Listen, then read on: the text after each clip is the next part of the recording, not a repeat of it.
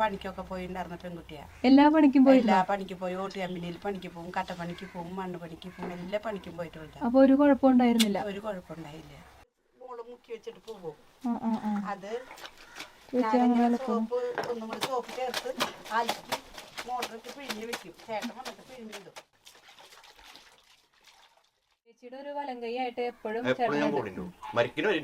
എന്ത് കാര്യത്തിനും ഏതിനും എനിക്ക് എന്റെ മക്കളും എന്റെ ഭർത്താവ് കൂടെ എപ്പോഴും ഉണ്ട്.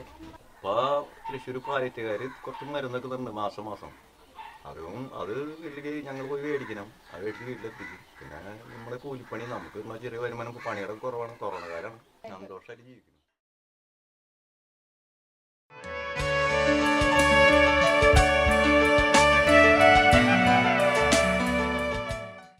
പണി